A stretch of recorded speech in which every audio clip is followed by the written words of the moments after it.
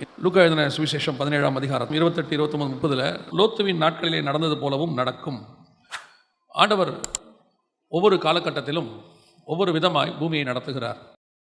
பொதுவாக இந்த பூமியானது முதலாக ஒரு குடும்பத்தின் கையில் தான் ஒப்படைக்கப்பட்டது. நம்ம எல்லாருக்கும் தெரியும், ஆதாம் கையிலையும் ஏவாள் கையிலையும் ஒப்படைக்கப்பட்டது.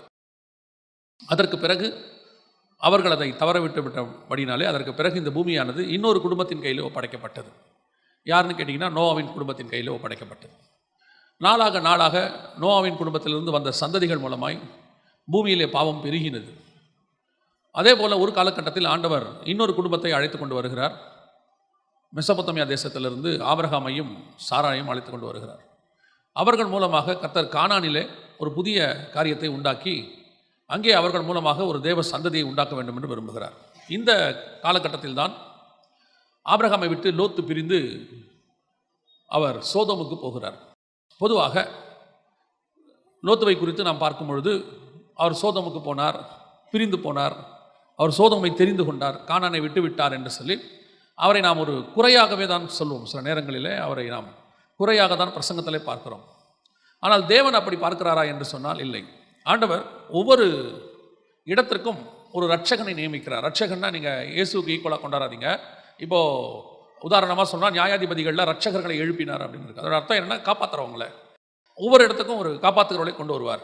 இப்போது சபை இங்கே கொண்டு வரப்பட்டது. பாஸ்டர் சொல்கிறார், சபை ஏன் கொண்டு வரப்படுகிறது முதல்ல நம்ம அதை தெரிஞ்சுக்கணும். ஆபிரகாம் கானானுக்கு போகும்போது கானான் பரிசுத்தவான்கள் தேசம் கிடையாது, வெறும் நீதிமான்களால் நிறைந்த தேசம் கிடையாது.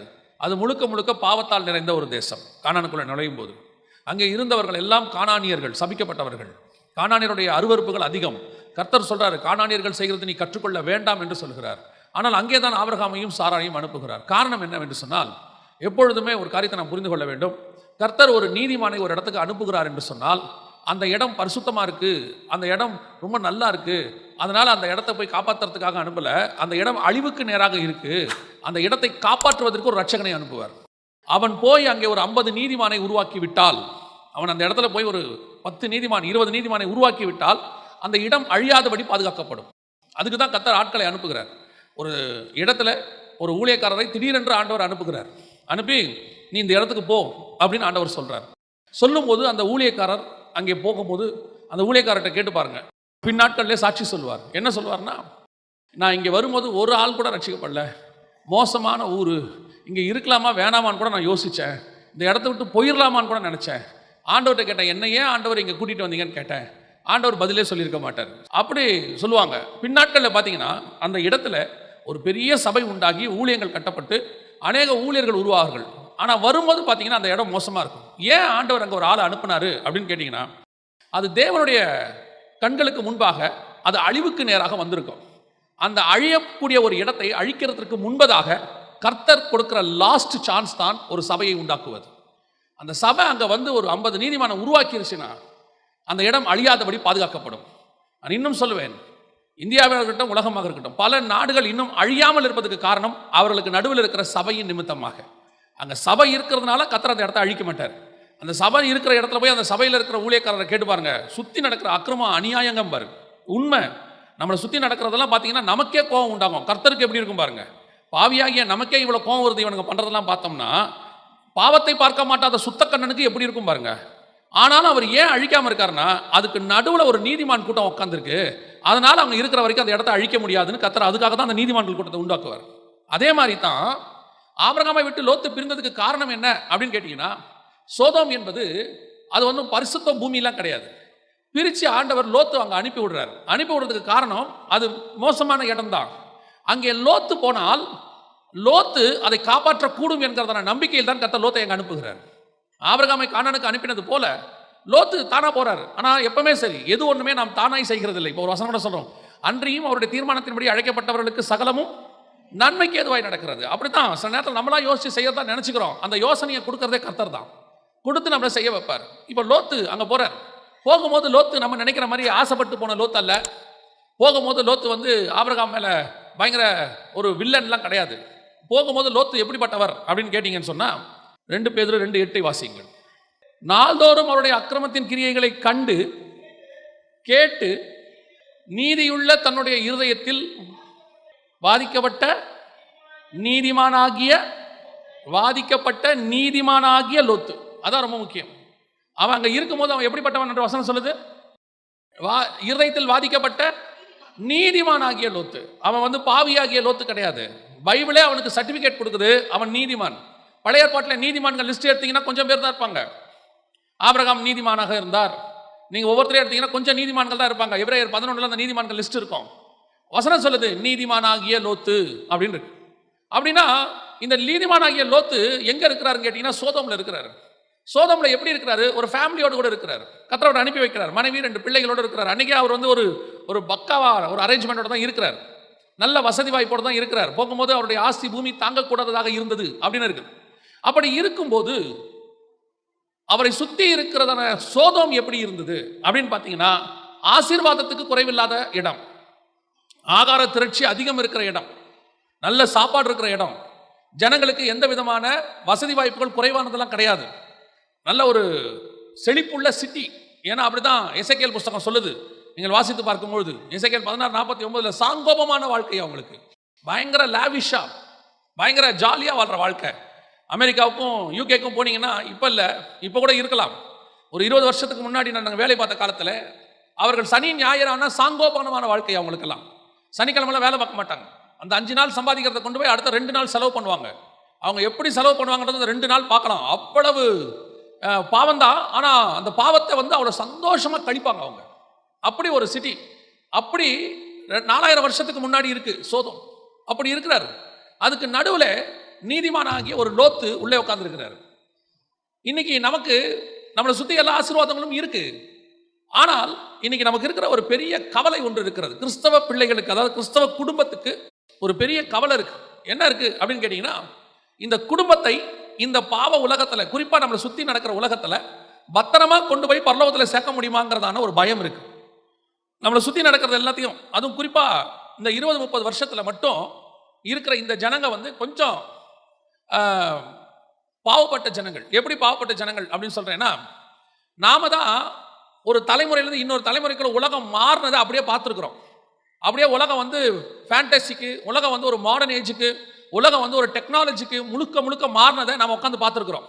இப்போ நம்ம கண்ணுக்கு முன்னாடியே நம்ம எதெல்லாம் தப்புன்னு சொன்னோமோ அதெல்லாம் ரைட்டாக இருக்கு. ஒரு காலத்தில் எதெல்லாம் கூடாதுன்னு சொன்னோமோ இன்னைக்கு அதெல்லாம் மஸ்டா மாறி இருக்குது. இப்போ நம்ம பார்க்கும் போதே நிறைய பெற்றோருக்கு இப்போ பிரச்சனை என்ன அப்படின்னு கேட்டிங்கன்னா, நான் சொல்றது வந்து இப்போ மாறி இருக்கிறத சொல்கிறேன். ஒரு காலகட்டத்தில் பிள்ளைகள் ஒரு 3:30 மணி 4 மணி மிஞ்சி போச்சுன்னா ஸ்கூலை விட்டு 4 மணிக்குள்ளலாம் வந்துடணும். வேலைக்கு போகிற கணவன் வந்து 6 மணிக்கெல்லாம் வீட்டுக்கு வந்துடுவார். ஒரு 7-8 மணிக்கெல்லாம் நாள் முடிஞ்சிடும். இன்னைக்கு அப்படி இல்லை, 24 hours நாள் மாறிடுச்சு. பிள்ளைகள் வந்து சாயங்காலத்தில் வெளியே போக மாட்டாங்க. ஆண் பிள்ளையும் போகாது, பெண் பிள்ளையும் போகாது. ஆண் பிள்ளை போனால் கூட பெண் பிள்ளை போகவே போகாது. இப்போ சாயங்காலம் 6 மணிக்கு கிளம்பி தான் அந்த வேலைக்கே போகுது. காலையில் 8 மணிக்கு தான் வருது. இப்போ இதை நீங்கள் வந்து குறையாகவோ தப்பாவோ சொன்னீங்கன்னா நீங்கள் பழமவாதி ஆகிடுவீங்க. இப்போ நமக்கு என்ன பிரச்சனை அப்படின்னு கேட்டிங்கன்னா, நம்ம படிக்கும் போது எதெல்லாம் தப்புன்னு சொன்னோமோ இப்போ நம்ம பிள்ளைகள் படிக்கும் போது அதெல்லாம் சரின்னு ஆயிடுச்சு. அதான் உண்மை. இப்போ இந்த அப்பா அம்மா அவங்களுக்கு இருக்கிற பிரச்சனை என்னன்னா, எது சரி எது தப்புன்னே அவங்களுக்கு தெரிய மாட்டேங்குது. நாங்கள் இதை தப்புங்கிறோம், ஆனால் என் பிள்ளைங்க அதை சரிங்குது இல்லையா? நம்ம அப்பா அம்மாவுக்கு முன்னாடி நின்று பேச மாட்டோம், பயப்படுவோம். அது இப்போ வந்து ஏறி மேலே உட்காந்து தான் பேசுது. ஸ்கூலில் நம்மளை அடிக்காத நாள்னு ஒன்று கிடையவே கிடையாது. அடி வாங்காமல் வந்துட்டோம்னா சக்ஸஸ்ஃபுல் இன்னைக்கு இல்லையா? இன்னைக்கு அடிச்சாங்கன்னா டீச்சர் தொலைஞ்சாங்க. டீச்சர் ஜாப் பண்ணிட்டு வராங்க. இன்னைக்கு எவனையும் அடிக்காம திட்டாம பார்த்துக்கணும் ஆண்டவரே. நம்ம கண்ணுக்கு முன்னாடி அப்படியே தலைக்கீழ மாறிடுச்சு பாருங்க எல்லாமே.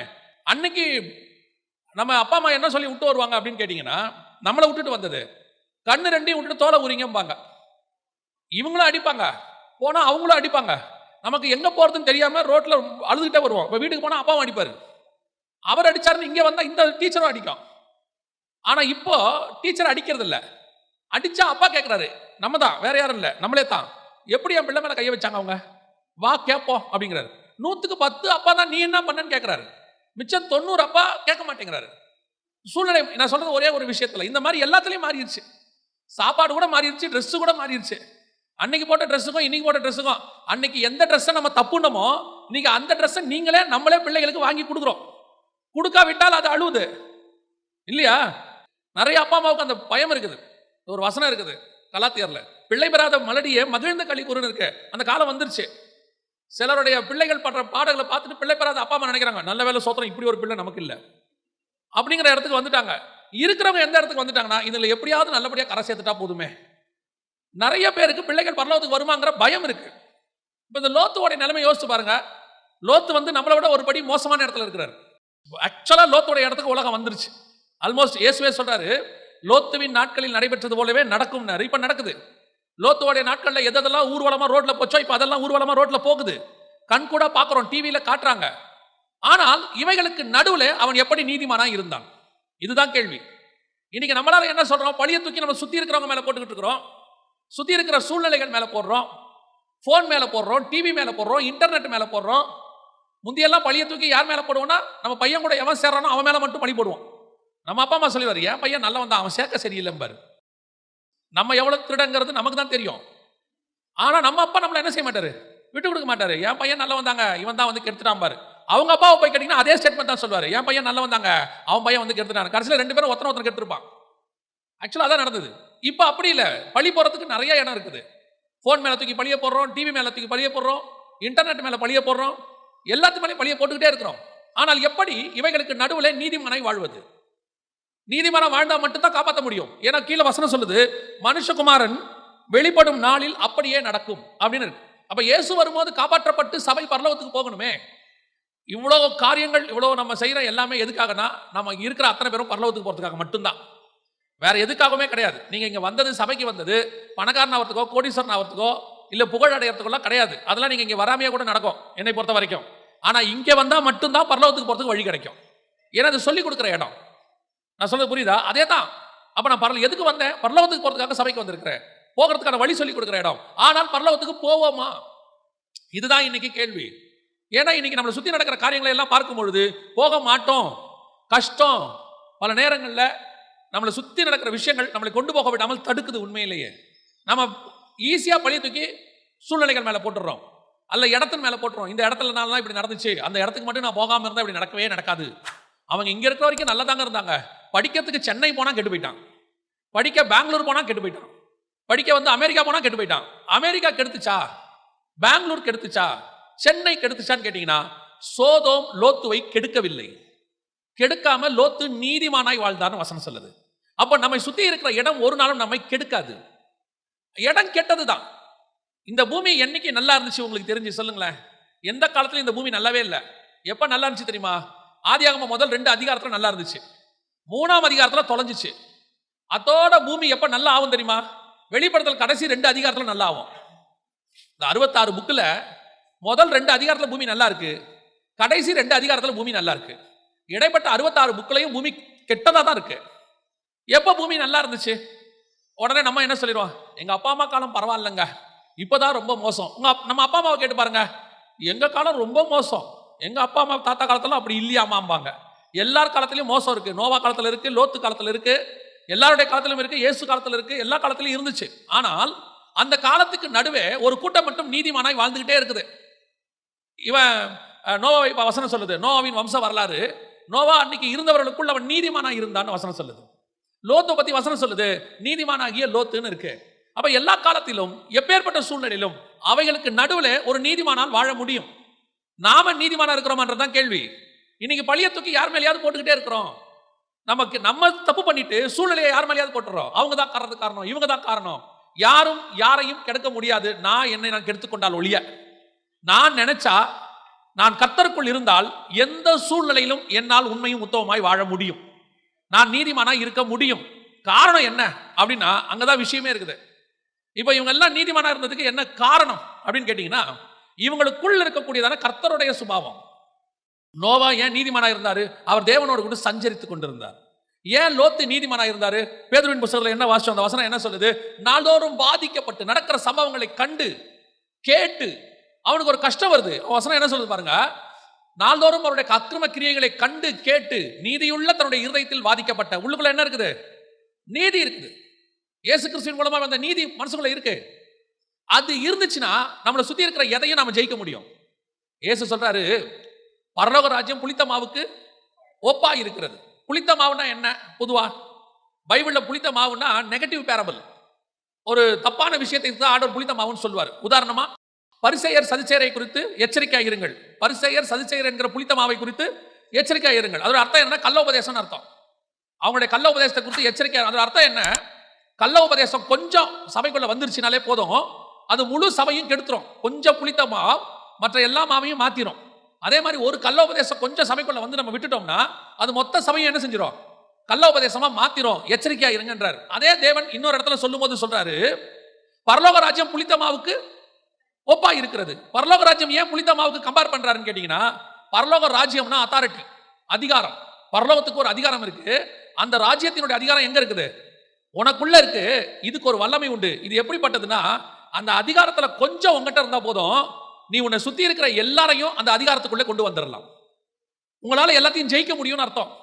எப்படி புளித்த மாவு எல்லாத்தையும் மாவா மாத்துதோ, புளித்த மாவா மாத்துதோ, கொஞ்சம் புளித்த மாவு, அதே மாதிரி உங்களுக்குள்ள இருக்கக்கூடியதான பரலோக ராஜ்யத்தினுடைய வல்லமை, பரலோக ராஜ்யத்தினுடைய அதிகாரம், கர்த்தர் கொடுத்திருக்கிறதான நீதி, கர்த்தர் கொடுத்திருக்கிற பரிசுத்தம், கர்த்தர் கொடுத்திருக்கிற வல்லமை, அது உங்களை சுத்தி இருக்கிற அத்தனை பேரையும் மாத்தும்.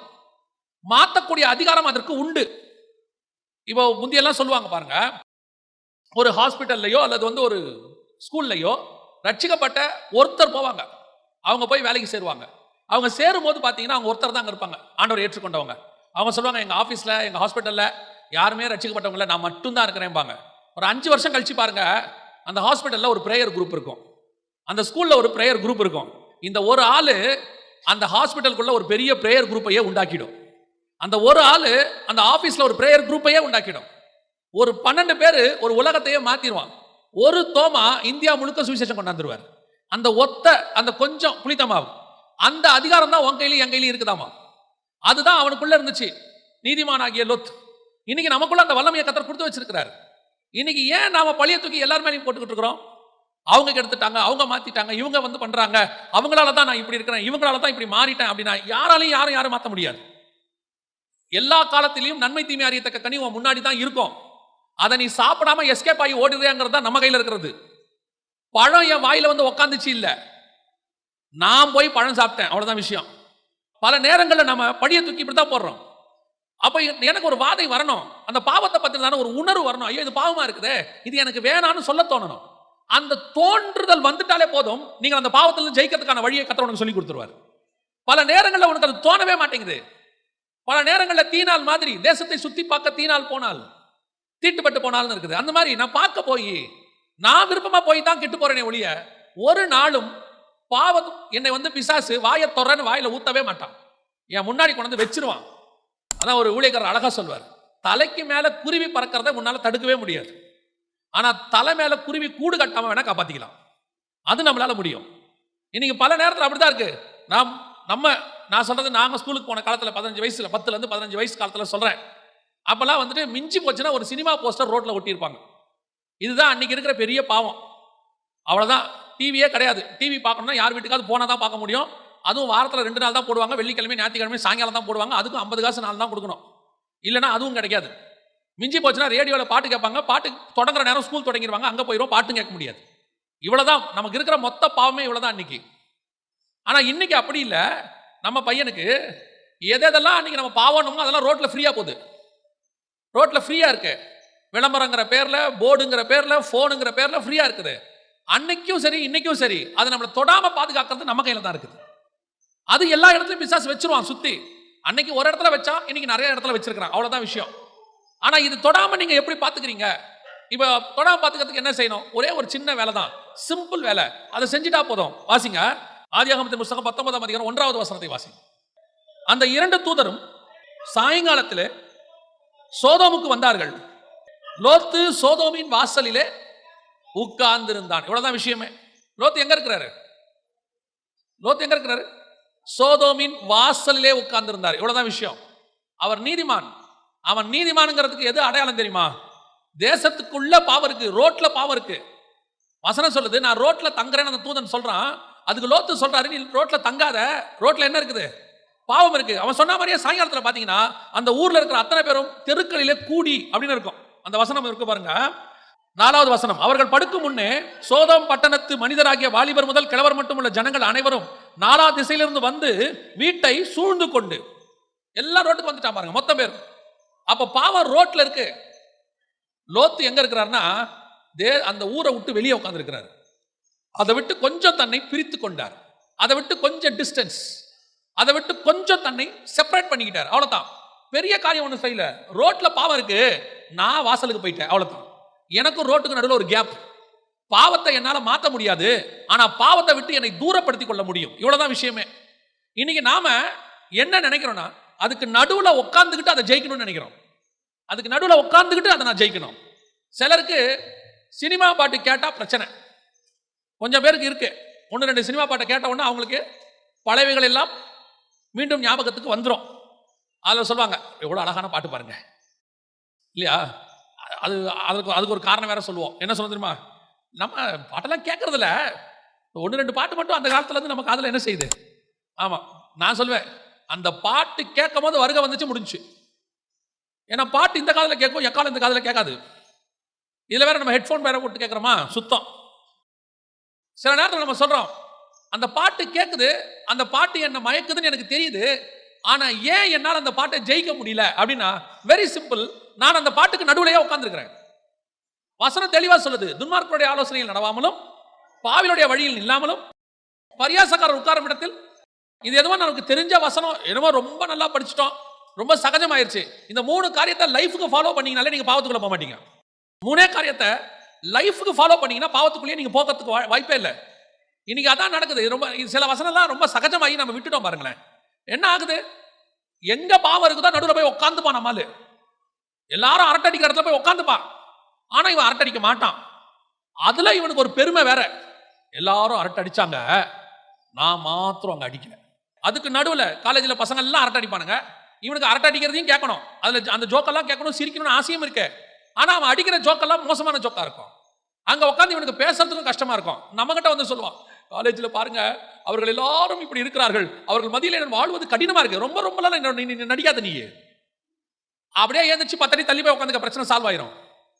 அவன் என்ன பண்ணுவான், இவன் பெரிய சாமியாரா, இவன் ரொம்ப ஓவரா பண்றான்டா, இனிமேட்டு இவனை சேர்க்காதீங்கன்னா நல்லது, தனியா உட்காந்துக்க, உன்னை ஒதுக்குறாங்களா நீ ஒதுங்க. உன்னை ஒதுக்குற காரியம் ஒரு நாள் உன்னை மட்டும் காப்பாத்தும். அதுதான் கர்த்தர் உனக்கு வச்ச பெரிய கிருபை. ஏன் கர்த்தர் ஒதுக்குறாரு, நீ வாசலுக்கு ஏன் வந்துடுற, ஒரு நாள் உள்ளே அழிவு வரும். வாசல்ல இருக்கிற உன்னை மாத்திரம் ஆண்டவர் காப்பாற்ற வல்லமை உள்ளவராக இருக்கிறார். பல நேரத்தில் கர்த்தர் செப்பரேட் பண்ண சொல்லுவார். அந்த செப்பரேஷன் இஸ் வெரி இம்பார்ட்டன்ட். உங்க ஆவிக்குரிய வாழ்க்கையில இருக்கட்டும், உங்களுடைய ஊழிய பாதையா இருக்கட்டும், உங்களை நிறைய பேர் பாவம் செய்வனோட நீ சேரக்கூடாது. சேரக்கூடாதுன்னா அவனை பார்க்கவே கூடாது, பேசவே கூடாது. இல்ல, தேவையான விஷயத்துக்கு போகணும், வந்துடணும், தேவையான முடிஞ்ச உடனே வந்துடணும். வந்துட்டு மற்ற நேரத்திலாம் போய் உட்காந்து அவங்களோட உட்காந்து அரட்டை அடிக்கிறது, எல்லா வேலையும் பண்றது, அப்புறம் அவன் பண்ற ஜோக்கில் நம்மளும் 2 சேர்ந்துக்கிறது. நம்ம அங்க பேச மாட்டோம், அதை கொண்டு வந்து நம்ம இங்க பேசுவோம். நான் ஒரு இடத்துக்கு போனேன்னா அவங்க ஒரு ஜோக் சொன்னாங்களா, அப்படி வந்து எங்க சொல்லிட்டு இருப்பான், வீட்டில் சொல்லுவாங்க, சர்ச்சில் சொல்லுவான், பிசாசு பார்த்தான், அவனை விட இவன் தான்டா நம்ம ஆளு. ஏன், அவனாவது வெறும் பாவிகள் மத்தியில் பேசினவன், இவன் வெறும் பரிசுத்தவான்கள் மத்தியிலே நம்மளை பத்தி பேசிட்டு இருக்கிறான். இன்னைக்கு அதுதான் நடக்குது. ஏன் என்னால ஜெயிக்க முடியல, நீ நடுவில் போய் உட்காந்துக்கிற, கொஞ்சம் உன்னை செப்பரேட் பண்ணு. அந்த செப்பரேட் பண்ணும்போது நீ சில காரியங்களை உலக பிரகாரமாக இழக்கத்தான் நேரிடும். சில மாம்ச சந்தோஷங்களை இழக்க வேண்டி வரும். நீ அதை இழந்து பாருங்க, ஒரு நாள் வரும் கர்த்தர் உங்களை மாத்திரம் உயர்த்துறதை நீங்கள் காண்பீர்கள். ஏன், எனக்கு நான் காலேஜ் போகும்போது நடந்த சம்பவம் தான். ஆண்டவர் ஏற்றுக்கொண்ட புதுசுல சில காரியங்கள் ஸ்கூல்ல காலேஜோட சேர்ந்து ஒத்து செய்ய முடியாது. அவங்க செய்யற காரியத்தை நம்ம செய்ய முடியாது. அவங்களுக்கு அது சரி, வேதத்தின்படி எனக்கு அது சரியில்லை. அவங்க எல்லாம் சேர்ந்து காலேஜுக்காக சண்டை போடுவாங்க, என்னால சண்டை போட முடியாது. அவங்க எல்லாம் ஸ்ட்ரைக் பண்ணுவாங்க, என்னால பண்ண முடியாது. நான் கொஞ்சம் ஒதுங்கி ஓரமா நிற்பேன். அப்ப நிற்கும் போது அவர்களுக்கு என் மேல கோபம் வரும், என் கூட பேசக்கூடாதும்பாங்க, என்னை ஒதுக்குவாங்க. நல்லது, ஒதுக்கினார்கள். அந்த ஒதுக்கின காலம் தான் நான் தேவனோடு கூட சஞ்சரிப்பதற்கு எனக்கு வாய்ப்பாக அமைந்தது. எனக்கு யாருமே இல்லை, கர்த்தர் மட்டும் துணையாக இருந்தார். அதனுடைய விளைவு, சோதோமின் வாசல் அவன் போய் உட்கார்ந்த மாதிரி நான் போய் உட்காந்துக்கிட்டேன், ஒரு முச்செடிக்கு கீழே, சூரச்செடிக்கு கீழே. அங்கதான் உட்காந்து பைபிள் வாசிப்பேன், அங்கதான் ஜெபம் பண்ணுவேன், அங்கதான் சாப்பிடுவேன், அங்கதான் தூங்குவேன். பின்னாட்கள்ல அங்க உட்காந்து தான் ஊழியத்துக்கான பிராக்டிஸ் பண்ணேன். அந்த காலேஜில் 3 வருஷம் படிச்ச காலத்துல இது எல்லாம் நான் பண்ணது அங்கதான் பண்ணேன். எதுக்கு சொல்றேன், உனக்கு பாவம் தெரியுதா, அங்கே நடக்கிறது தேவனுக்கு விரோதமான காரியம் தெரியுதா, கொஞ்சம் ஒதுங்கி நில்லுங்க. பல நேரங்களில் நமக்கு நாம் தான் இதற்கு காரணமாக இருக்கிறோம். கர்த்தர் சில இடங்களுக்கு போக வேண்டாம் என்று உணர்த்த போது நீங்கள் போகாமல் இருங்க. ஒரு சின்ன கேப் தான், அந்த தெருவுக்கும் வாசலுக்கும் உள்ள கேப். அவன் போய் சோதோமின் வாசலிலே உட்கார்ந்து கொண்டார். இந்த வாசல்ல உட்கார்ந்துக்கிட்டீங்கன்னா போதும், உள்ள நடக்கிற எதுவும் உங்களை பாதிக்காதபடி கர்த்தர் பாதுகாத்துக் கொள்வார். இன்னைக்கு நிறைய பேர் பண்ற தப்பு இங்கே தான் இருக்கு. எல்லா காலத்திலும் லோத்துவின் நாட்களை போல காலங்கள் இருக்கும். நிறைய இடத்துல பாவங்கள் நடக்கும், அக்கிரமங்கள் நடக்கும், உங்களுக்கு வாதையா இருக்கும், என்ன செய்யலாம் ஏது செய்யலான்னு. அது நடக்கும்போது உங்களுக்கு தெரிய வேண்டிய மிக முக்கியமான ஒரு விஷயம், நான் இவைகளுக்கு சற்று விலகி கொள்ளுகிறேன். ஊழியத்தின் பாதையில் வரும்போது கூட உங்களுக்கு சொல்றேன், சில நேரங்களில் சில இடத்துக்கு கர்த்தர் போக வேணாம்னு சொல்லுவார். அப்பதான் ஆண்டவர் நமக்கு முன்னாடியே உணர்த்துறாதே சில காரியங்கள் செய்ய வேணான்னு. அதுக்கு மாத்திரம் செவிசாச்சு நீங்கள் கொஞ்சம் ஒதுங்கி இருந்தீங்கன்னா போதும், கர்த்தர் உங்களை மட்டும் உயர்த்துவதற்கு வல்லமையுள்ளவராக இருக்கிறார். அல்லேலூயா. இது முதலாவது. அந்த மிகப்பெரிய சோதோமுக்குள்ள இருந்து லோத்து தன்னை பத்திரமாய் பாதுகாத்துக் கொண்டார். அது அவர் செஞ்சது சின்ன வேலை தான். கொஞ்சம் தன்னை என்ன செஞ்சுக்கிட்டாரு, ஒதுக்கி தன்னை ஓரமா வச்சுக்கிட்டாரு. இவ்வளவுதான் அவர் செஞ்ச ஒரே ஒரு காரியம். இரண்டாவது, லோத்துவின் குடும்பத்தில் இருந்த இன்னொரு மிக முக்கியமான விஷயம் வாசிங்க. 19ஆம் அதிகாரம், ஆதியாகமத்தின் புஸ்தகம் 19ஆம் அதிகாரம் 25-26 வாசி. அந்த பட்டணங்களையும் அந்த சமபூமி அனைத்தையும் அந்த பட்டணங்களின் எல்லா குடிகளையும் பூமியின் பயிரையும் அழித்து போட்டார். அவன் மனைவியோ பின்னிட்டு பார்த்து, இது நமக்கு தெரிஞ்ச சம்பவம், எல்லாருக்கும் தெரிஞ்ச சம்பவம். ஆனால் ஒரு காரியத்தை நீங்கள் நன்றாய் புரிந்து கொள்ளணும். இந்த லோத்துவின் மனைவியை பற்றி சொல்லும்போது பின்னிட்டு பார்த்து உப்பு தூணானால் நீங்க லூக்கா 17 வாசிங்க இல்லையா? அந்த லூக்கா 17 கூட பாருங்க, ஒரு வசனம் இருக்கு. 32 வாசிங்க பார்ப்போம். 17:32. லோத்தின் மனைவியை நினைத்துக் கொள்ளுங்கள். வசனம் தெளிவா இயேசுவே சொல்றாரு, just remember the wife of Lot. லோத்தின் மனைவியை கொஞ்சம் நினைச்சுக்குங்க. ஏன் நினைச்சுக்கணும்? ஆண்டவர் உங்களை சேஃப் கார்டு பண்ணி தான் வச்சிருக்கிறார் உங்க ஃபேமிலியை. பல நேரங்களில் உங்க ஃபேமிலியில் நடக்கிறதான மிக முக்கியமான சம்பவத்தை கவனிக்கணும். லோத்துவின் மனைவியை திரும்பி பார்த்தாங்க, உப்பு தூணானாங்கன்னு சொல்றமே, அந்த அம்மா கிட்ட எவ்வளவு நல்ல குவாலிட்டி இருந்துச்சுன்னு தெரியுமா உங்களுக்கு? ரொம்ப நல்ல குவாலிட்டிலாம் அந்த அம்மா கிட்ட இருந்துச்சு. அதுல ஒண்ணு என்ன தெரியுமா? சோதோமுக்குள்ள முழு சிட்டியும் கெட்டு போயிருக்குது. 100% கெட்டு போயிருக்கு. அந்த சிட்டிக்குள்ள 2 வாலிப பிள்ளைகளை உண்மையாய் உத்தமமாய் அந்த தாய் வளர்த்திருந்தா. இன்னைக்கு பல தாய்கள் பிள்ளைகளை விட்டுட்டு ஓடுற காலம். இன்னைக்கு பல தாய்கள் பிள்ளையின் மேல் அக்கறை இல்லாத காலம். ஆனா அன்னைக்கு யோசிச்சு பாருங்க, மொத்த சோதமும் அழிய போது. அழிகிற சோதமுக்குள் 2 பெண் பிள்ளைகளை அவள் பத்திரமாய் பாதுகாத்தாள். அவ மட்டும் இல்ல, லோத்தோட 2 அந்த பெண் பிள்ளைகள் இருந்தாங்க. வசனம் சொல்லுது, அந்த 2 பெண் பிள்ளைகளும் சோரம் போனாள். அப்படின்னா அந்த தாயோடைய ஃபேமிலியில அந்த தாயோடைய இம்பார்ட்டன்ஸை கவனிச்சு பாருங்க. அவளுடைய ரோல் எப்படின்னு பாருங்க. அவ ஒரு ஆளு அந்த டோட்டல் சோதோம்ல தன் குடும்பத்தை 2 பெண் பிள்ளைகளை பத்திரமா வளர்த்தெடுத்திருக்கிறா பாருங்க. நம்ம சும்மா சொல்றோம், லோத்துவின் மனைவி உப்பு தூணானால் அந்த அம்மா கிட்ட அந்த தப்பு இருந்துச்சு, யாரும் இல்லைன்னே சொல்லல, அதை பத்தி பின்னாடி பார்க்கலாம். ஆனா அந்த அம்மா கிட்ட இருந்த பிளஸ் பாயிண்ட் என்ன, பாசிட்டிவ் என்ன? எப்பேற்பட்ட இடத்திலும் அந்த பெண் பிள்ளைகளை அவ்வளவு பாவத்தின் தேசத்துல பத்திரமா வளர்த்துட்டா பாருங்க. இன்னைக்கு எத்தனை பெற்றோர் தடுமாறிட்டு இருக்கிறோம். எவ்வளவு பேர் சொல்றோம், ஐயோ பிள்ளைகளை வளர்க்க முடியல, பயமா இருக்குது, பிள்ளைகள் போற போக்கு சரியில்லை. ஒரு தாய் ஒரு முறை எங்கிட்ட சாட்சியை பகிர்ந்து கொண்டார். உண்மையிலே அந்த தாயுடைய சாட்சியை கேட்கும் போது வருத்தமா இருந்துச்சு. இப்ப கூட நான் சொல்றதுக்கு காரணம் மற்ற பெண் பிள்ளைகள் ஒழுங்கா இருக்கணுன்றதுக்காக நான் சொல்றேன். ஒரு 15-16 வயசு பிள்ளை வெளிநாட்டில் வளர்க்குறாங்க. அந்த பெண் பிள்ளையோடைய சுபாவம் அந்த தேசத்துக்கு ஏற்ற மாதிரி மாறுது. ஆனா ஆவிக்குரிய தாய் தான். ஒரு நாள் அந்த தாய் அந்த பெண் பிள்ளையை கண்டிக்கும் போது அந்த பெண் பிள்ளை என்ன செஞ்சாலும் தெரியுமா? கோபத்துல போட்டு இருந்த செருப்பு தூக்கி அடிச்சாலாம் தாய. அவளுக்கு வெறும் 15 வயசு தான். அந்த தாய் அழுகுறா, என் மக இப்படி இருக்கிறா, நான் என்ன செய்ய முடியும்? நிறைய பெற்றோர் இன்னைக்கு அப்படி தவிச்சுக்கிட்டு இருக்கிறாங்க, என்ன செய்யறதுன்னு. ஆனால் அதே நேரத்தில் நான் இன்னொரு சாட்சியை நான் உங்களுக்கு சொல்றேன். நார்வே பட்டணத்தில் நடந்த ஒரு சம்பவம். ஒரு நாள் ஒரு மகள், கல்யாண வயது உள்ள ஒரு மகள் சொல்றா, சோதோமுடைய இதே காரியம் அப்படியே சொல்றா, நான் இன்னொரு பெண்ணை நான் திருமணம் பண்ண போறேன். அந்த பெற்றோர்ல தகப்பன் நார்வேக்காரரு, அவருக்கு அது ஒரு பெரிய இஷ்யூவாவே தெரியல, அதெல்லாம் அங்கே தப்பு கிடையாது. உடனே அவரு, அது உன்னுடைய உரிமைமா, யூ கேன் டூ அப்படின்ட்டாரு. ஆனா இது ஆவிக்குரிய தாய், கர்த்தருக்குள் இருக்கிற தாய். இவளால அதை பொறுத்துக்கவே முடியல. அவ சொல்றா, ஒரு காலம் நான் அதை ஒத்துக்கொள்ள மாட்டேன் அப்படின்னு. உடனே அவ சொல்றா, மக உன் பர்மிஷன்ல எனக்கு ஒன்றும் தேவையில்லை, நான் பண்ணத்தான் போறேன் அப்படின்ட்டு போயிட்டேன். தகப்பனும் அதுக்கு ஆதரவாயிட்டாரு. ஆனா அந்த தாய் சொல்றா, ஒரு நாள் இது நடக்க நான் விடவே மாட்டேன். என்ன செய்வ? சட்டப்படி தடுக்க முடியாது என்னால. சட்டப்படி தடுத்தா சட்டம் எனக்கு எதிராக மாறி என்ன பிடிச்சி ஜெயிலில் போட்டுரும், தாயை பிடிச்சி போட்டுரும். சட்டப்படி என்னால் தடுக்க முடியாது, ஆனால் என்னால் ஒரு வகையில் தடுக்க முடியும், ஆவிக்குரிய விதத்தில் அதை என்னால் தடுக்க முடியும். அவள் ஜெபித்தாள், உபவாசம் பண்ணினாள், தேவ சமூகத்தில் கதறினாள். ஒரு நாள் வந்தது, அந்த மகள் ஃபோன் பண்ணும்போது சொன்னா, நான் அந்த பொண்ணை திருமணம் பண்ண போறதில்லை அப்படின்னு சொன்ன. இதே தாய்க்கு, திட்டிட்டு போன தாய்க்கு அவ சொல்றா, நான் திருமணம் பண்ண போறதில்லை அப்படின்ற. தாய்க்கு உள்ளுக்குள்ள சந்தோஷம், கர்த்தர் கிரியை செய்கிறார். அவ சொல்றா, ஏதோ நீ பண்ணியிருக்க, ஆனால் ஏதோ நீ செஞ்சிருக்க, ஆனால் ஒன்று மட்டும் உண்மை, நான் அந்த மகளை என்ன செய்ய போறதில்லை. இப்போ இதுதான் ஒரு தாயினுடைய ரோல்.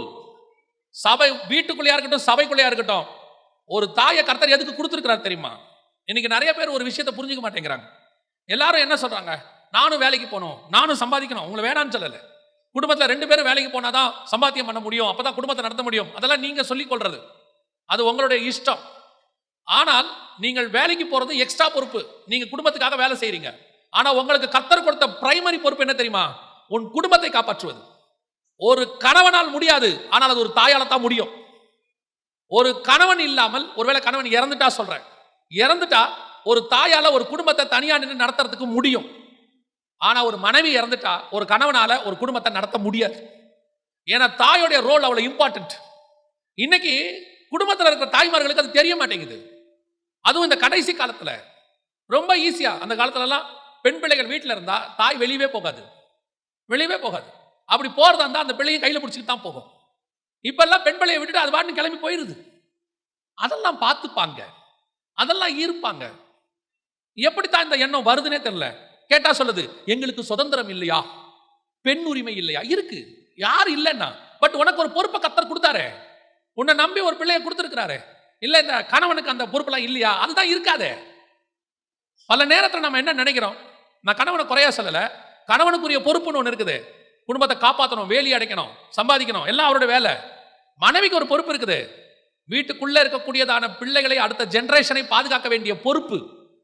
பாருங்க, நோவா பேழையை கட்ட சொன்னார் கர்த்தர். எதுக்கு கட்ட சொன்னாரு?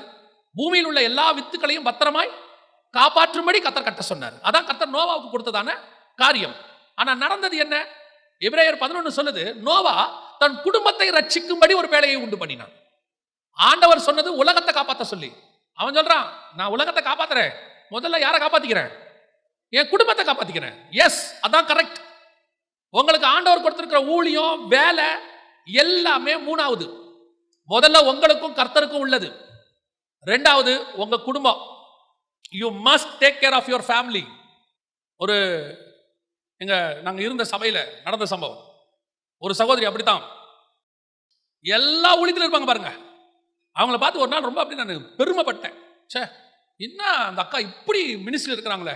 9 மணிக்கெல்லாம் வந்துருவாங்க, நைட்டு 9 மணிக்கு தான் வீட்டுக்கு போவாங்க. கேட்டா சொல்லுவாங்க, 10 மணிக்கு இங்க ஒரு வீட்டு கூட்டம், அங்க ஒரு காட்டேஜ் பிரேயர் மீட்டிங், இங்க ஒரு தெரு பிரசங்கம், பயங்கரம். ஒரு நாள் அந்த அக்கா என்ன கூப்பிட்டு சொன்னாங்க, தம்பி எனக்கு ஒரு உதவி செய்வியா? என்ன? என் பையன் கிட்ட கொஞ்சம் பேசேன் அப்படின்னு. அவன் ரொம்ப அரகண்டா இருக்கான், ரொம்ப கொடூரமா நடந்துக்கிறான், கத்துறான், எல்லாத்தையும் தூக்கி அடிக்கிறான். சரின்னு சொல்லிட்டு அப்போ காலேஜில் செகண்ட் இயர் படிக்கிற காலம், அந்த பையனை பார்க்க போனேன். பார்க்க போனோடனே நான் சொன்னேன், தம்பி அம்மா எவ்வளோ வருத்தப்படுறாங்க தெரியுமா அப்படின்னு. அவன் சொன்னான், முதல்ல அவங்கள வீட்டில் இருக்க சொல்லுங்கண்ணே. நாங்கள் இப்படியெல்லாம் இருக்கிறதுக்கு காரணமே யார் காரணம்? யார் காரணம்? எங்கள் அம்மா தான் காரணம். நாங்கள் வர்ற அன்னைக்கு ஒரு நாள் கூட என்ன கிடையாது, எங்கள் வீட்டில் சாப்பாடு கிடையாது. நாங்கள் என்ன செய்வோம், ஃப்ரெண்ட்ஸோட போய் ஃப்ரெண்ட்ஸ் வீட்டில் தான் நான் சாப்பிட்றேன், ஃப்ரெண்டு தான் கூட்டிகிட்டு போகிறான், சாப்பாடு செஞ்சு வைக்க மாட்டாங்க. கேட்டால் ஊழியத்துக்கு போகும்போது நீங்கள்லாம் எனக்கு உதவி செய்யணுங்கிறாங்க. இன்னைக்கு நிறைய ஆவிக்குரிய குடும்பம், நல்லா தெரிஞ்சுக்கொள்ளுங்க சகோதரிகள், குடும்பம் என்பது உங்கள் கையில கர்த்தர் கொடுத்திருக்கிற பொறுப்பு. இந்த குடும்பத்தை உங்களையும் சேர்த்து பார்க்கிற பொறுப்பு தான் கணவன் கையில் இருக்குது. அவர் வீட்டுக்கு வெளியே போய் பாதுகாப்பா இருக்கணும், நீ வீட்டுக்கு உள்ள பாதுகாப்பா இருக்கணும். நீ இந்த சம உரிமை, பெண் உரிமை நான் தப்பா சொல்லல. உங்களுக்கு ஆண்டவர் சம உரிமை கொடுக்க சொல்லியிருக்காரு, எந்த மாற்று கருத்தும் இல்லை. உங்களை யாரும் அடிமையா நடத்தக்கூடாது, அதுல எந்த தப்பே கிடையாது, நான் ஒத்துக்கிறேன். ஆனா உங்களுக்கு கொடுக்கப்பட்ட பிரைமரி பொறுப்பு என்ன தெரியுமா? வீட்டுக்குள்ள இருக்கிற முதல் ஆத்மாவை காப்பாற்றணும். பாருங்க, நோவா பேழை கட்டுறாரு. நோவா சொல்ற விஷனை யோசித்து பாருங்க. நோவா ஒரு தரிசனம் சொல்றாரு. யார்கிட்ட சொல்வாரு? முதல்ல மனைவி கிட்ட சொல்றாரு. என்ன தரிசனம்? உலகமே அழிய போகுது, உலகமே அழிய போகுது. இதுல ஜனங்களை நம்மளை காப்பாற்றுறதுக்கு ஆண்டவர் ஒரு போட்டு கட்ட சொல்றாரு, நாம ஒரு பேழை கட்ட போறோம். இந்த தரிசனத்தை இன்னைக்கு நீங்க உங்க மனைவி கிட்ட சொல்லுங்க பார்ப்போம். இது 4000 வருஷத்துக்கு முன்னாடி சொன்னது. இப்ப நீங்க சொல்லுங்க, ஏமா உலகம் அழிய போதான், ஆண்டவர் நம்மளை காப்பாற்ற போறாராம், நாம இருக்கிறதெல்லாம் வித்து ஒரு போட்டு கட்டுவோம், உனக்கு எதுவும் பைத்தியமாயோ? அந்த அம்மா கேட்கும் அடுத்த கேள்வி, ஏன் உலகமே அழிய போது, நீ மட்டும் தப்பிப்பியோ? கேட்குமா கேட்காதா? இப்ப இருக்கிற அம்மா கண்டிப்பா கேட்கும். அந்த அம்மா அந்த கேள்வியை கேட்கவே இல்லை. சரி, நோவா சொன்னது நாளைக்கு ஒரு வாரத்தில் 10 நாள்ல நடந்துச்சா? நோவா சொன்னது 100 வருஷம் கழிச்சு நடந்துச்சு. 100 வருஷமும் நோவா சொன்னது அந்த அம்மா நம்பிச்சு பாருங்க, எவ்வளவு பெரிய விஷயம். நோவா சொன்ன விஷயம் அந்த அம்மா என்ன சொல்லுது? நம்புச்சு. வசனம் சொல்லுது, சிலராகிய 8 பேர் மாத்திரம் வேலைக்குள் பிரவேசித்தார்கள். அந்த 2 பேர் 2ஆம் அதிகாரத்தில் இருக்கு. அப்ப அந்த அந்த அந்த விஷன் மனைவி ஏத்துக்கொள்ளணுமே. ஆனா அந்த கணவனுடைய விஷனை 3 வாலிப பசங்கக்குள்ள கொண்டு போச்சு பாருங்க. அந்த அம்மா பசங்கக்குள்ள கொண்டு போனது கூட மாத்திரம் இல்ல, மருமக கிட்ட கொண்டு போச்சு பாருங்க. இன்னைக்கு உங்களால முடியவே முடியாதது. யோசிச்சு பாருங்க. நோவா வேலையை கட்டுறாப்ல, எத்தனை வருஷம்? 100 வருஷம். மனைவி அதை அக்செப்ட் பண்றாங்க. First point. 2வது பாயிண்ட், அதை தன் பிள்ளைகளுக்குள்ள கொண்டு போறாங்க. 3வது பாயிண்ட், அந்த 100 வருஷமா அந்த அம்மா மருமகளோட இருந்திருக்குது.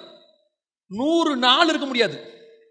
100 வருஷம் கட்டி முடிச்சு பேழையை கட்டி இந்த விஷனை கொண்டு போனால, அந்த அம்மா ஏற்றுக்கொண்டுச்சுல, குடும்பத்தை காப்பாத்துச்சுல, அதனுடைய விளைவு குடும்பமே காப்பாற்றப்பட்டு விட்டது. இன்னைக்கு நமக்கு அந்த சுபாவம் இல்லையே. இன்னைக்கு குடும்பத்தை நம்ம உடைச்சிட்டு இருக்கிறோம். இன்னைக்கு குடும்பம் 2 பெண் பிள்ளைகளை அவ்வளவு சோதமுக்குள்ள அவளை கரெக்டா வளர்த்த தாய். இன்னைக்கு நம்ம என்ன சொல்றோம்? சோதம் அளவுலாம் இன்னைக்கு கிடையாது. நமக்கு அந்த ரேஞ்சுக்கு வந்துகிட்டு தான் இருக்கிறோமே ஒழிய அவ்வளவு மோசம் இல்லை இன்னைக்கு. ஆனா இன்னைக்கு நம்ம என்ன சொல்றோம்?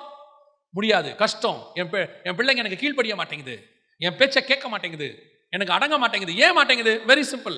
நீங்க கர்த்தருக்குள்ள இருந்து சொல்லி பாருங்க, கண்டிப்பாக கர்த்தர் உங்கள் பிள்ளைகளை உங்களுக்கு கீழ்ப்படிய வைப்பார். தேவனால் கூடாத காரியம் ஒன்றும் கிடையாது. நாம முதல்ல இருக்கணுமே வீட்டில், நாம இருந்து பார்க்கணுமே. நாம இன்னைக்கு இல்ல, பிள்ளைகளுக்கு கொடுக்க வேண்டிய டைமை நம்ம கொடுக்கறது இல்லை. இன்னைக்கு பெற்றோர் ரொம்ப பிஸி, ரொம்ப ரொம்ப பிஸி. அப்பா ஒரு பக்கம், அம்மா ஒரு பக்கம். எத்தனை பிள்ளைகள், நான் பிள்ளைகளையும் சேர்த்து சொல்றேன், எத்தனை பிள்ளைகள் அவங்களுக்கு நடக்கிற கொடுமைகளை, சின்ன வயசுல நடக்கிற கொடுமைகளை பெற்றோர்கிட்ட சொல்ல முடியாம இருக்கிறாங்க தெரியுமா? அவங்களுக்கு சொல்ல முடியாம இருக்கிறாங்க. பணம் முக்கியம், நான் இல்லைன்னே சொல்லல. பணத்தை விட குடும்பம் ரொம்ப முக்கியம். கொஞ்சம் வசதி குறைவா கூட இருக்கட்டும், ஆனா குடும்பம் இருக்கணும். வசதிக்காக குடும்பம் போயிடக்கூடாது. இன்னைக்கு நிறைய பேர் வசதிக்காக குடும்பத்தை தொலைச்சிட்டாங்க. வாழ்க்கை வசதியா இருக்கணும், வசதியா இருக்கணும், எதை தொலைச்சிட்டாங்க? குடும்பத்தை தொலைச்சிட்டாங்க. குடும்பத்தை கவனிக்காம ஓடி ஓடி ஓடி சம்பாரிச்சு எல்லாம் பண்ணி அத்தனையும் செய்து கடைசியில் என்ன ஆயிடுச்சு தெரியுமா? 55 வயசு 60 வயசுல வீடு இருக்கு, 100 சவரன் நகை இருக்கு, எல்லாம் கார் இருக்கு, டிவி இருக்கு, ஃப்ரிட்ஜ் இருக்கு. குடும்பம் எங்க? Where is the family? குடும்பமே இல்ல. உனக்கு எப்படி ஆவிக்குரிய வாழ்க்கையில் நீ சாட்சி சொல்லுவ? பல குடும்பங்கள்ல டிவோர்ஸ், பல குடும்பங்கள்ல 2வது கல்யாணம். என்ன பண்ண என்ன தப்பு? யார் வீட்டுல இல்ல, யார் வீட்டுல இருக்கோ இல்லையோ, தேவனுடைய வீட்டுல இல்ல, அவ்வளவுதான். ஏன்? என்ன காரணம்? இதான் காரணம். இன்னைக்கு குடும்பத்தை கொண்டு போய் கொலாப்ஸ் பண்ணி வச்சாச்சு. எப்படி வேணாலும் இருக்கலாம், என்ன வேணாலும் செய்யலாம். ஆண்டவர் சொன்னபடி இருந்தாதான் பரலோகத்துக்கு போக முடியும். பார்த்துக்கோங்க. கடைசியாய் நான் ஒரு காரியத்தை சொல்லிவிட்டு முடிக்கிறேன்.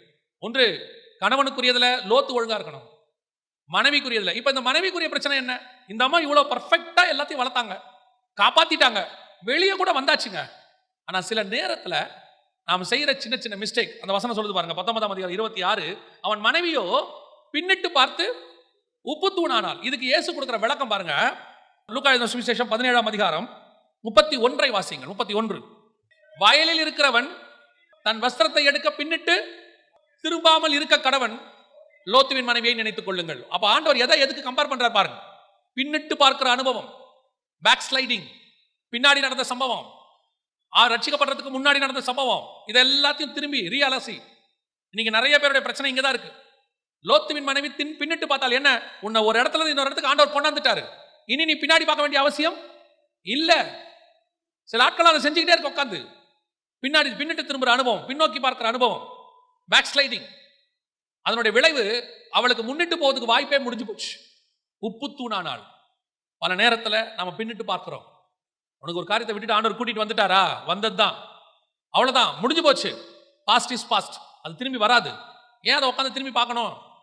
அதனுடைய விளைவு என்ன ஆகும்? நீ அடுத்த ஸ்டெப் முன்னாடி போகவே முடியாது. அந்த ஸ்டெப்லயே நீ க்ளோஸ். அந்த ஸ்டெப்லயே கர்த்தர் உன்னை ஸ்டாப் பண்ணிட்டார். அடுத்த ஸ்டெப் உனக்கு கொடுக்கல. அதனால தான் சொல்றார், வயலில் இருக்கிறவன் பின்னிட்டு திரும்பாது இருக்க கடவன். திரும்பி பார்க்காதீங்க. உங்களுடைய பழைய வாழ்க்கையில நீங்க எதெல்லாம் விட்டுட்டு வந்தீங்களோ, நான் தான் அடிக்கடி சொல்வேன், ஆண்டவர் எதெல்லாம் செய்ய வேணாங்கிறாரோ அதெல்லாம் பிசாசு என்ன செய்வான்? செய்ய வைப்பான். நான் சொல்றது ஒரு உதாரணம். ஆண்டவர் சொல்றாரு, பழையவைகள் எல்லாம் ஒளிந்து போயின, எல்லாம் பழையவைகள் எல்லாம் ஒளிந்து போயின. ஃபேஸ்புக்கில் வந்து பாருங்க, எல்லா பழசையும் கொண்டாந்துருவான் பிசாசு. சில நேரத்தில் கர்த்தர் ஏன் சில நண்பர்களை விட்டு உன்னை பிரித்து கூட்டு வந்தாரு? ஏன் ஒரு இடத்துல இருந்து இன்னொரு இடத்துக்கு கூட்டு வந்தாரு? ஏன் ஒரு சிலரை உங்களை பார்க்க விடாம பண்ணி இருக்கிறாரு? ஒரு சிலரை சந்திக்க விடாமல் செய்ததுக்கு காரணம் என்ன அப்படின்னு நீங்க கேட்டீங்கன்னா, அவர்கள் உங்கள் பின்னால் வந்தா அவங்க உங்கள் பின்னாடி இழுத்துருவாங்க. சில நேரத்தில் கர்த்தர் சில காரியங்களை நம்ம விட்டு என்ன செஞ்சிருக்கிறாரு? விலக்கி இருக்கிறாரு. பின்னாடி என்ன செய்யக்கூடாது? போகக்கூடாது. நமக்கு சில நேரத்தில் அப்படியே திரும்பி பார்க்குற ஒரு அனுபவம். அப்படி திரும்பி நீங்கள் பார்த்தீங்கன்னா அதுக்கு மேலே அடுத்த ஸ்டெப் போகிறது நின்று போயிடும். பல நேரங்களில் உப்பு தூணா மாறுறதுக்கு காலம் வந்துடும், ஸ்டாப் ஆயிரும். அதுதான் சொல்கிறேன். எனக்கு ரெபேக்கால்ட்ட பிடிச்ச ஒரு விஷயம் என்னன்னா, ஆண்டவர் சொல்லுவார், ஈசாக்கு எங்கே போகக்கூடாது, இந்த தேசத்தை விட்டு வெளியே போகக்கூடாது அப்படின்னு ஊழியக்காரங்கிட்ட உத்தரவு வாங்கிடுவார். அவன் போய் ரெபேக்காலை கூட்டிகிட்டு வந்துடுவான். ஈசாக்கு தேசத்தை விட்டு வெளியே போலங்கிறது பெரிய விஷயமே இல்லை, ரெபேக்கா போல கடைசி வரைக்கும். அதுதான் ஈசாக்குடைய ப்ளஸ் பாயிண்ட். ரெபேக்கா நினைச்சிருந்தா ஈசாக்கு என்ன பண்ணிருக்கலாம், கூட்டிட்டு போய் இருக்கலாம். நான் கர்த்தர் சொல்றாரு ஈசாக்கை பார்த்து, இந்த தேசத்தை விட்டு போகாம இந்த தேசத்துல குடியிரு. அவன் மட்டும் குடியில, அவன் மனைவியும் கடைசி வரைக்கும் லாபானை பார்த்தான்னு இருக்காது. கடைசி வரைக்கும் தாய் வீட்டுக்கு போனான்னு இருக்கா. தாய் வீட்டுக்கு போக கூடாதுன்னு சொல்லல. சில இடங்களுக்கு பழையவைகள் ஒளிந்து போச்சுன்னா அது ஒளிஞ்சு போச்சு தான். அது திரும்பி நம்ம பின்னிட்டு பார்க்க கூடாது. அதுக்கு பின்னாடி ஆவிக்குரிய காரியம் இருக்கும். கர்த்தர் சில நேரங்கள் அதை விரும்புறாரு.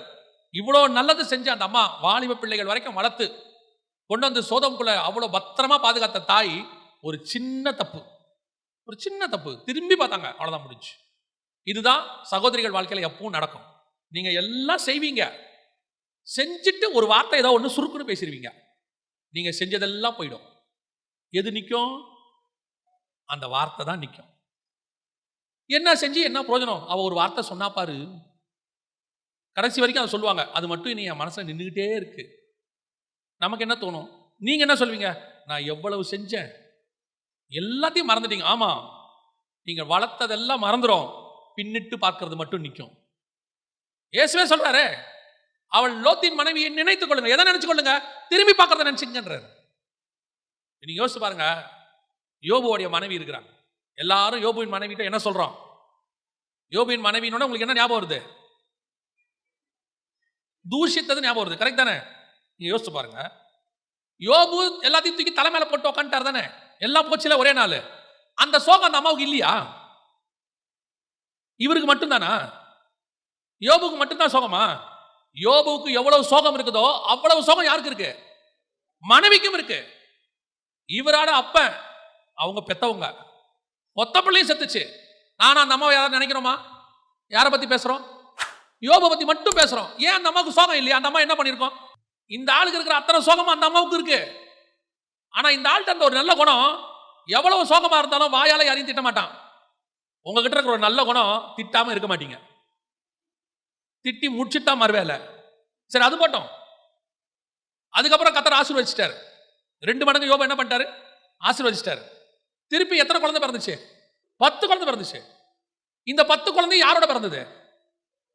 அந்த அம்மா கூட தானே பிறந்துச்சு. எல்லாம் போச்சா? அந்த அம்மா போச்சா? போல இல்ல. யோபுவின் சரீரம் எப்படி இருக்குது? உடம்பெல்லாம் எப்படி இருக்கும்? பருவோடைய தழும்பு இருக்கும். பரு போயிடுச்சு, சுரண்டியாச்சு. ஆனா கண்டிப்பா உடம்புல என்ன இருக்கும்? தழும்பு இருக்கும். அந்த தழும்போட தான் உட்கார்ந்து இருக்கிறாரு. திருப்பி அதே கணவனோட தான் இருக்கு. அடுத்த 10 வருஷம் 10 குழந்தை அந்த கணவனோட தான் பிறந்திருக்குது. அந்த அம்மா போல அவ்வளவு சோகத்திலையும் கூட தான் இருக்குது. இவ்வளவு நல்ல குணம் அந்த அம்மா கிட்ட இருக்கு. ஆனா எது வருது வெளியே? இது எதுவுமே அந்த அம்மா பத்தி வெளியே வரல. எது வருது? இதையாவது புரிஞ்சுக்கோங்க. இப்பயாவது நீங்க எவ்வளவு நல்லது செஞ்சாலும் குறுக்குன்னு ஒரு வார்த்தை பேசிருவிய. அது நீங்க வாங்கி வந்த வரோம். நீங்க பண்ண வேண்டிய ஜெபம், கர்த்தாவே என் வாய்க்கு காவல் வையும். நம்ம கிட்ட இருக்கிற எவ்வளவு நல்ல குணத்தை ஒரே ஒரு கெட்ட குணம் கெடுத்துரும், கெட்ட குணம் மாத்திரும், சாட்சியை வேற மாதிரி காட்டிடும். அதுதான் லோத்துவின் மனைவிக்கு நடந்துச்சு. அதுதான் யோபுவின் மனைவிக்கும் நடந்துச்சு. 2 பேருமே ரொம்ப நல்லவங்க, டெடிகேட்டட். சோதோமுக்குள்ள 2 மகளை சாதாரணமா வளர்க்கவே முடியாது. அந்த அம்மா வளர்த்துச்சு. அந்த அம்மா இல்லாம யோபுவால அந்த 2 பிள்ளையை நல்லபடியா பாதுகாக்கவே முடியல, முடிஞ்சிருச்சு. ஆனா அவ்வளவு நல்ல குணம் ஒரே ஒரு காரியத்தில் கெட்டு போச்சு. இதை மனசுல வச்சுக்கணும். கடைசியாக ஒரு காரியத்தை நான் சொல்லிட்டு முடிக்கிறேன். வாசிங்க. இது முதலாவது கணவனுக்குரியது, 2வது அந்த குடும்பத்தில் இருந்த மனைவியினுடைய காரியம், 3வது பிள்ளைகளுடைய காரியம். வாசிங்க 19ஆம் அதிகாரம் ஆதியாகமத்தின் புஸ்தகம் 31வது வசனம் வாசிங்க. நம்முடைய தகப்பன் முதிர் வயதானார், பூமி எங்கும் நடக்கிற முறைமையின் படியே. இப்ப இந்த லோத்துவின் பிள்ளைங்க கிட்ட இருந்த ப்ராப்ளம் இதுதான். ஒரே ஒரு ப்ராப்ளம். என்ன ப்ராப்ளம் அப்படின்னு கேட்டீங்கன்னா, அந்த வசனத்துல ரொம்ப அழகா ஒரு நுணுக்கமா ஒரு காரியத்தை அவங்க பேசுறாங்க பாருங்க. என்ன சொல்றாங்க? நம்முடைய தகப்பன் முதிர் வயதானார், பூமி எங்கும் நடக்கிற முறைமையின் படியே. இப்ப இவங்க எந்த முறைமையை பார்க்கறாங்க? சோதோமுடைய முறைமை, சோபாருடைய முறைமை. இவங்க எந்தெந்த மலை மேல இருக்கிற முறைமை? பூமியின் முறைமை. பூமியின் முறைமையை பார்க்கிற எந்த பொண்ணுமே கெட்டு போகும். பூமியின் முறைமையை பார்க்கிற எந்த பையனும் கெட்டு போவான். அதனாலதான் சபைக்குள்ள நாம ஆவிக்குரிய முறைமையை சொல்லிக் கொடுக்கிறோம். இந்த ஆவிக்குரிய முறைமையை நீ சொல்லிக் கொடுக்கும் போது பூமியின் முறைமைக்கும் ஆவிக்குரிய முறைமைக்கும் ரெண்டுமே எக்ஸ்ட்ரீம்லி ஆப்போசிட். நியாயப்படி இயற்கையா இது நடக்காது அப்படிங்கிறது உலக முறைமை. ஆவிக்கேற்றபடி இயற்கையை மீறி கர்த்தர் நடத்துவார் என்பதுதான் ஆவிக்குரிய முறைமை. வனாந்தரத்துல சாப்பாடு கிடைக்காது என்பது பூமியின் முறைமை. வானத்திலிருந்து மன்னா வரும் என்பது ஆவிக்குரிய முறைமை. செங்கடல் வந்துருச்சுன்னா அதுல சாகணும் என்பது பூமியின் முறைமை. அதுக்கு நடுவுல உயிரோட நடத்துவார் என்பது ஆவிக்குரிய முறைமை. ஒருத்தன் செத்துட்டானா புதைக்கணும் என்பது பூமியின் முறைமை. செத்தவனை உயிரோடு கூட எழுப்புவது ஆவிக்குரிய முறைமை. புரியுதா? இப்ப டிஃபரன்ஸ் புரியுதா? நீங்க பூமியின் முறைமையை உங்க பிள்ளைகளுக்கு சொல்லி கொடுத்துட்டே இருக்கிறீங்க. ஏன்னா நீங்க கொடுக்கிற படிப்பா இருக்கட்டும், நீங்க கொண்டு போய் சேர்க்கிற ஸ்பெஷல் கிளாஸஸா இருக்கட்டும், நீங்க காட்டுகிற எக்ஸாம்பிள்ஸா இருக்கட்டும், எல்லாமே பூமியின் முறைமை. அங்க பாரு, நீங்க சொல்லும் போதே அப்படிதான் சொல்வீங்க, அந்த பையனை பாரு அவன் எப்படி படிக்கிறான் பாரு, அந்த பொண்ணை பாரு எப்படி படிக்குது பாரு, அந்த அப்பா அம்மா பாரு எப்படி இருக்கிறாங்க பாரு, அவரை பாரு எப்படி ஆயிட்டாரு, அவர் எப்படி சம்பாதிக்கிறார், அமெரிக்கால போன அந்த காலேஜை பாரு. நீங்க காட்டுறதெல்லாம் பூமியின் முறைமை. அப்ப உங்க பிள்ளைகளும் மைண்ட்ல எதை ஏத்துறாங்க? பூமியின் முறைமையை ஏத்துக்கிறாங்க. ஆனா நீங்க எதை ஏத்தணும் தெரியுமா? நான் என்ன படிக்கணும், ஜோமன்னு கர்த்தர் ஒன்று சொல்லுவாரு, அதை படி. ஆனா நீங்க என்ன சொல்றீங்க? எதுக்கும் எனக்கு தெரிஞ்சு வருங்காலத்தில் ஐடி தான் நல்லா இருக்கும், உலகத்தில் அதுக்கு தான் நல்ல ஃபியூச்சர் இருக்குது, நீ அதன் படி அது அதுக்கு படிக்க போகுது. ஆனா கர்த்தருடைய திட்டம் அது இல்ல. அங்க போனா உன் பிள்ளை கெட்டு போகணும்னு கர்த்தருக்கு தெரியும். அதனால கர்த்தர் உன்னை போக விடாம தடுக்கிறார். உங்க பிள்ளைக்கு வேற கிளாஸ் வச்சிருக்காரு, வேற குரூப் வச்சிருக்காரு. அங்க போனா உன் பிள்ளை கெடாம படிக்கணும்னு கர்த்தருக்கு தெரியும். உங்களுக்கு பூமியின் முறைமை தேவைப்படுது. உங்க பிள்ளைக்கு பூமியின் முறைமையை சொல்லி கொடுத்துறீங்க. ஒரு இன்ஜினியரிங்காவது இருக்கணும். ஏன் எல்லாரும் இன்ஜினியர் ஆகணும் யார் சொன்னா? இல்ல நம்ம பிள்ளைகள் ஒரு டிகிரியாவது முடிக்கட்டும். யார் சொன்னா? என்ன டிகிரி முடிக்கணும், எப்படி முடிக்கணும் கர்த்தர் பார்க்கணும். அவர்கிட்ட கேளுங்க. இன்னைக்கு நம்ம பூமியின் முறைமைக்கு வந்துட்டோம். படிக்காவிட்டா வாழ்க்கையில முன்னேறவே மாட்டேன். பூமியின் முறைமை. படிக்காதவனையும் ராஜாவா உட்கார வைப்பார், அது ஆவிக்குரிய முறைமை. கர்த்தர் என்ன சொல்றாரோ அதை செய்யுங்க, அவ்வளவுதான். படிக்க சொன்னா படிக்க வைங்க, வேணாம் சொல்லல. நீங்க சொல்லி கொடுக்கறது என்னன்னா, ஆண்டவரை கேளு, ஆண்டவரை பாரு, ஆண்டவர் என்ன சொல்றாருன்னு பாரு அப்படின்னு சின்ன வயசுல இருந்த பிள்ளைகளை எதுக்கு லீட் பண்ணணும்? ஆவிக்குரியதுக்கு லீட் பண்ணணும். இப்போ லோத்துவுக்கு முன்னாடி யோசிச்சு பாருங்க. ஆபிரகாம் காலத்துல லோத்துவுக்கு முன்னாடி 2000 வருஷம் ஆண்டவர் எவ்வளோ காரியங்கள் செஞ்சிருக்கிறார்.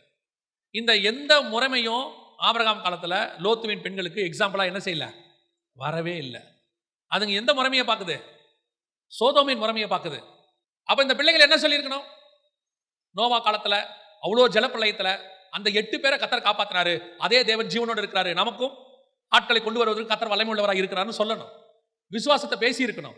ஆபிரகாமுக்கு ஆண்டவர் இப்படிப்பட்ட காரியங்களை செஞ்சாரு, கூட்டு வந்தாரு, நம்ம அப்பா அவர் கூட வந்தாரு, இதெல்லாம் பிள்ளைகளுக்கு சொல்லி கொடுத்திருந்தா அந்த பிள்ளைகள் ஸ்பிரிச்சுவலா யோசிச்சிருக்கும். பிள்ளைகள் எதை யோசிக்குது? பூமியின் முறைமையை யோசிக்குது. சோதோமை பார்த்தோம், சோவாரை பார்த்தோம், அங்கெல்லாம் இந்த மெத்தட் தான். இப்ப அந்தபடி நமக்கு என்ன இல்லை, இப்போ மாப்பிள்ளை இல்லை. அதனால நாம என்ன செய்வோம்? தவறு செய்யும். நம்ம பிள்ளைகளும் இப்ப இதே நிலைமையில தான் இருக்குது. என்ன பிள்ளைகள் பார்க்குது? ஒரு ஆவிக்குரிய ஊழியக்காரனுடைய மக என்கிட்ட பேசிக்கிட்டு இருந்தான். பேசிக்கிட்டு இருக்கும் போது அவ சொல்றா, அங்கிள் நான் ஊழியக்காரனை கல்யாணமே பண்ண மாட்டேன் அங்கிள் அப்படின்னு அவ சொல்றா. ஒரு ஊழியக்காரன் என்ன செய்ய மாட்டேன், கல்யாணம் பண்ண மாட்டேன். ஏன் பண்ண மாட்டேன் அப்படின்னு கேட்டேன். நான் எங்க அப்பாவெல்லாம் பார்த்துட்டேன். இப்போ பாருங்க, என் கூட படிக்கிற ஃப்ரெண்ட்ஸ் எல்லாம் இன்ஜினியர்ஸ், டாக்டர்ஸை கல்யாணம் பண்றாங்க. அவங்களுக்கு பாருங்க வாரத்தில் 2 நாள் லீவ் இருக்கு, ஜாலியா வெளியே போறாங்க. டீச்சர் பாருங்க வருஷத்துல 1 மாசம் லீவ் இருக்கு. எங்க அப்பா எப்ப பார்த்தாலும் ஊழியம் ஓடிட்டே இருக்கிறார். அவருக்கு என்ன இல்லை, லீவ் கிடையாது, டைம் கிடையாது, ஏற்ற நேரத்துக்கு வர முடியாது. எனக்கு இதெல்லாம் வேணாம் அங்கிள் அப்படிங்க. இப்ப அவ எந்த முறைமையை பார்க்கறா? பூமியின் முறைமை. ஆனா அந்த தாயும் தகப்பனும் ஊழியத்தை கட்டி எழுப்பி இருக்கிறாங்க. எத்தனை ஆயிரம் பேருக்கு அவங்க ஆசீர்வாதமா இருக்கிறாங்க, எத்தனை பேரை நரகத்துல இருந்து காப்பாத்தி இருக்கிறாங்க. இன்னும் சொல்ல போனா, நீ படிச்சுட்டு நீங்க வேலைக்கு போற, உன்னை படிக்க வச்ச வரைக்கும் மொத்த பணமும் அந்த ஊழியத்துல வந்த பணம் தானே. இன்னைக்கு பிள்ளைகளுக்கு எது பெருசா தெரியுது? பூமியின் முறைமை பெருசா தெரியுது. நம்மளே அவங்கள அப்படிதான் ஃபீட் பண்றோம். நம்ம பிள்ளைகளை ஃபீட் பண்ணும் போதே நல்ல ஒரு டிகிரி முடி, நல்ல ஒரு இன்ஜினியர் ஆகு, நல்ல டாக்டர் ஆகு. அவன் சொல்றான், ஆண்டவர் என்ன ஊழியத்துக்கு அழைக்கிறார். ஆளி ஊழியத்துக்கு வரலாம், ஒண்ணு இல்ல, ஒரு டிகிரி முடிச்சிட்டு வா. ஏன்? எதனால? இப்ப என்ன சொல்லி கொடுக்குறீங்க? ஒருவேளை ஊழியத்துல ஒன்னும் உதவலன்னா வேலைக்கு போலான்னு சொல்லி தரீங்களா? ஒரு காலத்துல எல்லாவற்றையும் விட்டு வான்னு சொல்றதா ஊழியம். இப்ப நம்ம சொல்லும் போதே ஒரு டிகிரியோட வா, பைபிள் காலேஜ் முடிச்ச டிகிரியோட வா. அது நான் தப்பா சொல்லல, அந்த காரியத்துக்கே வரல. உலக பிரகாரமா நிறைய பேர், பையன் சொல்றான் எனக்கு மினிஸ்ட்ரியில அழைப்பு இருக்கு, அப்பா சொல்றாரு நோ நோ நோ, நீ ஊழியத்துக்கு வா, நான் வேணும்னு சொல்லல, முதல்ல போய் உலக பிரகாரமா ஒரு டிகிரி முடிச்சுடு. எதுக்கு? அவ்வளோ டிகிரி முடிச்ச மோசையே திக்குவாயும் மந்தனாவுமா மாத்திட்டார் ஆண்டவர். கமாலியல் பாதத்துல படிச்சவனே ஒண்ணும் இல்லாம ஆக்கி விட்டாரு.